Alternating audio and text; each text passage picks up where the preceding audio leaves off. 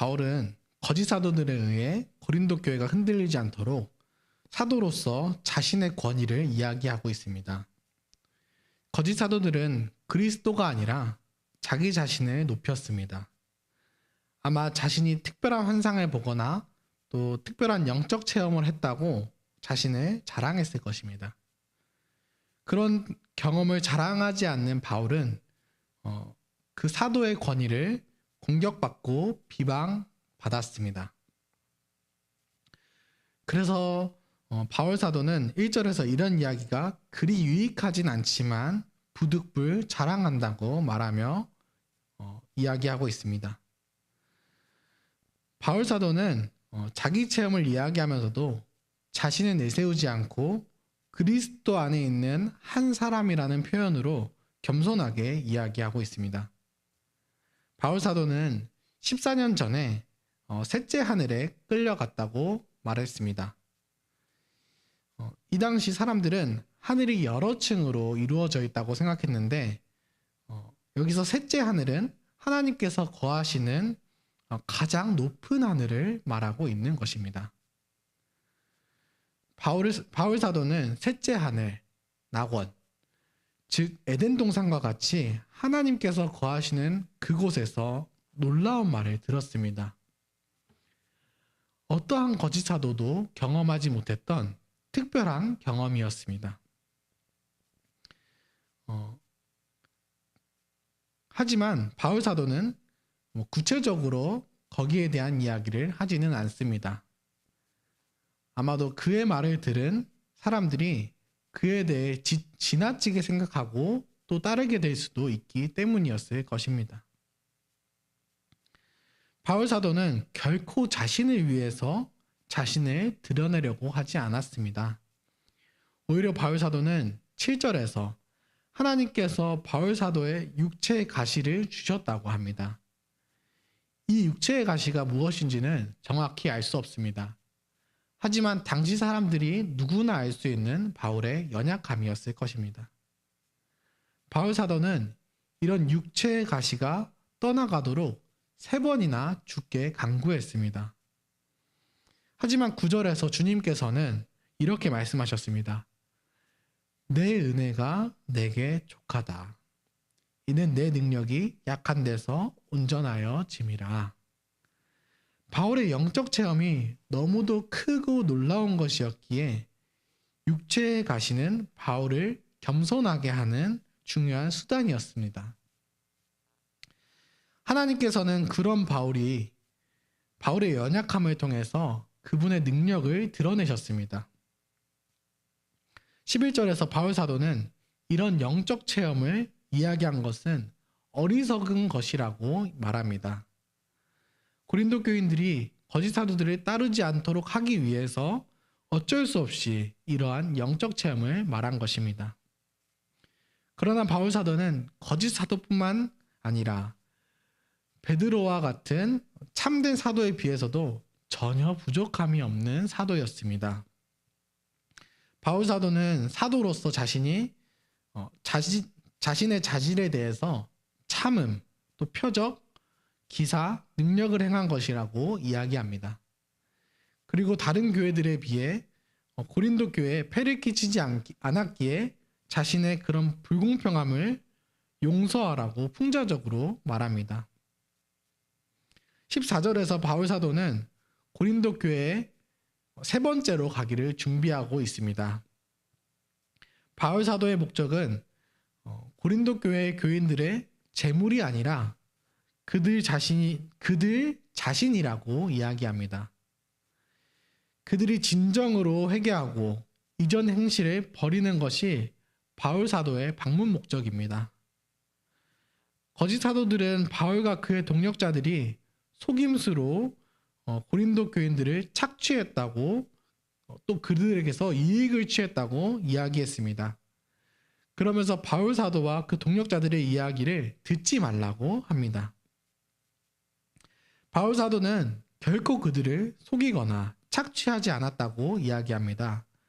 그리고 그런 자신의 이야기를 하는 것이 변명을 하기 위한 것이 아니라 고린도 교인들의 덕을 세우기 위한 것이라고 말합니다. 바울 사도와 동역자들을 받아들임으로써 그들이 가져온 복음을 받아들이라고 이야기하고 있습니다.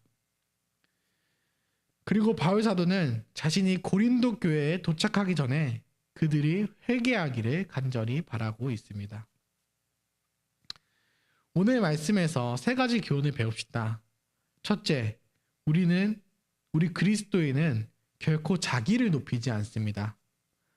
바울 사도는 놀라운 영적 체험을 했지만 자랑하지 않았습니다. 오히려 그런 경험을 이야기하지 않고 가만히 두었다가 다른 이들을 섬기는데 또 고린도 교인들의 유익을 위해서 다시금 이야기하고 있습니다. 우리에게도 이런 놀라운 경험이 있을 수 있습니다. 그리고 주님께서 주신 놀라운 은사가 있을 수 있습니다. 하지만 결코 그것들은 우리 자신을 높이는 데 사용하라고 주신 것들이 아닙니다. 함께 겸손하게 자기를 높이지 않고 낮추며 살아갑시다. 둘째로 그리스도인은 그리스도를 중심으로 모십니다. 바울은 자신의 육체의 가시를 없애주시기를 3번이나 간구했습니다. 하지만 그리스도께서는 육체의 가시를 통해서 바울 사도에게 놀라운 은혜를 주시고 또한 바울 사도의 육체의 가시를 통해서 그분의 능력을 드러내신다고 하십니다. 그리스도께서도 십자가 처형을 앞두고 3번이나 겟세마네 동산에서 이 잔을 옮겨주시기를 기도했습니다. 하지만 하나님께서는 그 잔을 옮겨주지 않으셨습니다. 그리고 그리스도께서는 담담하게 십자가를 지셨습니다. 그 진노의 잔을 마시셨습니다. 바울 사도 역시 3번이나 간구했지만 육체의 가시를 주님께서 제거해 주지 않으셨습니다. 오히려 그 육체의 가시를 통해서 주님께서 놀라운 은혜를 베풀어 주십니다. 바울 사도는 아마 그런 말을 들었을 것입니다. 당신은 남의 병을 낫게 하는 그런 권위를 가진 사람이니 당신의 육체의 가시를 제거하십시오. 하지만 주님께서는 그 육체의 가시를 제거해 주지 않으셨습니다. 마찬가지로 그리스도께서도 남을 구원하는 하나님의 아들이라 일컫는 너 자신이여 스스로 너 자신을 구원해 보라. 그러면 내가 믿겠노라. 그러나 그리스도께서는 그 십자가에서 내려오지 않으셨습니다. 그 약함을 통해서 드러난 것이 무엇입니까? 우리의 죄를 온전하게 사하시고 또 우리를 구원하신 하나님의 놀라운 능력이었습니다. 우리 역시 어떠한 육체의 가시가 있을 수 있습니다. 주께서 허락하신 참으로 어려운 상황이 있을 수도 있고 질병이 있을 수도 있고 여러 문제가 있을 수 있습니다. 하지만 그것들을 통해서 하나님께서 놀라운 일들을 행하실 것입니다. 그것들을 통해서 우리를 낮추시고 하나님의 하나님 되심을 드러내실 것입니다. 우리와 함께 우리의 연약함, 우리가 마주한 그런 상황들을 통해서 하나님을 높이는 도구로 사용합시다. 하나님의 강함을 드러냅시다. 셋째로 우리 그리스도인은 형제 자매를 중심으로 여깁시다. 바울 사도는 변명하듯이 이야기하지만 자신을 입증하는 것이 목적이 아니었습니다. 오히려 자기의 영적 체험이든 자신의 육체의 가시든 자신의 이런 변명이든 그 모든 것들을 고린도 교인을 위해서 이야기합니다. 그들이 바울을 받아들임으로써 그리스도의 복음과 바울의 권면까지 받아들이도록 이야기하고 있습니다. 우리 역시 형제 자매의 유익을 위해서 기꺼이 비방받는 것도 감당합시다. 우리의 권면이 누군가의 기분을 상하게 할 수도 있습니다. 또 우리의 연약함이 형제 자매를 시험에 들게 할 수도 있습니다.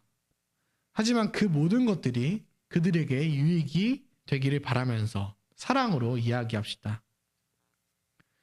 우리 자신이 아니라 그리스도를 그리고 그리스도께서 한 몸을 되게 하신 서로를 중심으로 여기며 서로 섬기는 우리 모든 형제 자매 되시기를 바랍니다. 그리고 우리에게 직분자를 주셨습니다. 바울과 같은 사도는 아니지만 사도는 사도의 그런 역할을 이어받아서 그런 직무를 이어받아서 복음을 전하고 또한 복음을 적용하고 또 복음대로 살아가게끔 권면하는 직분자를 주께서 세우셨습니다. 직분자의 어떠함을 비방하지 않고 혹여나 그 연약함이 보인다면 그 연약함 속에서 드러나는 하나님의 놀라운 은혜와 하나님의 강하심을 함께 경험하며 또한 직분자와 함께 직분자와 함께 그리고 직분자를 통해서 복음을 받아들이고 주어지는 복음의 권면을 받아들입시다. 그를 통해서 하나님께서 우리에게 먹이십니다. 우리를 세우십니다. 우리를 강하게 하십니다. 우리 함께 직분자를 통해서 복음을 받아들이고 또한 우리의 일상에서도 우리의 직분을 통해서 하나님을 드러내는 우리 모든 형제 자매 되시기를 소망합니다. 함께 기도하겠습니다. 하늘에 계신 우리 아버지, 오늘 하루도 진리의 말씀을 허락하시니 감사합니다. 오늘도 교회와 세상에 진리의 말씀이 전파되도록 직분자들을 세워주시니 감사합니다. 교회를 통해 전해지는 거룩한 하나님의 말씀이 그리스도를 전파하고 믿음의 성도를 세워주시기를 기도합니다. 하나님, 교회와 성도들에게 있는 연약함마저도 사용하셔서 하나님의 영광을 드러내 주셔서 감사합니다. 저희가 헛된 자랑을 하지 않고 듣고 흔들리지도 않고 오직 말씀을 통해 전해지는 십자가 복만을 자랑하게 하여 주시옵소서. 저희가 직장과 학교에서 불신자들과 있을 때에도 성령이 충만하셔서 자신에게만 집중하지 않고 주변을 돌아보고 하나님을 중심으로 생각하고 행동하게 하여 주시옵소서. 자녀를 양육하는 부모들이 하나님의 신실한 언약을 기억하게 하여 주시옵소서. 자라나는 유초등부와 중고등부 학생들이 세상의 교육에 흔들리지 않고 말씀 안에서 믿음이 더욱 자라나게 하여 주시옵소서. 말씀 사역자들을 위해 기도합니다. 하나님의 말씀을 맡은 사역자들이 성실하고 바르게 말씀을 전하고 기도할 수 있도록 지혜와 사랑을 더하여 주시옵소서. 특별히 안식월을 보내시는 유해신 목사님 가정 가운데 하나님의 쉼을 허락하셔서 영육간의 강건함을 허락하여 주시옵소서. 직분자들이 교회를 돌보는 것으로 인해 가정에 소홀해지지 않게 하여 주시고 교회와 가정을 섬기기에 넘치는 체력과 재정을 허락하여 주시옵소서. 성도들이 교회에서 힘을 얻어서 고난 중에서 서로를 위해 기도하고 또 하나님의 나라와 뜻을 구하며 살아가게 하여 주시옵소서. 고난 중에도 일하시는 하나님을 신뢰하게 하여 주시옵소서. 오늘도 저희가 하나님께서 섭리 가운데서 일하신다는 것을 경험하게 하여 주시옵소서. 예수님의 이름으로 기도합니다. 아멘. 은혜로운 기도 시간이 되시기를 바랍니다.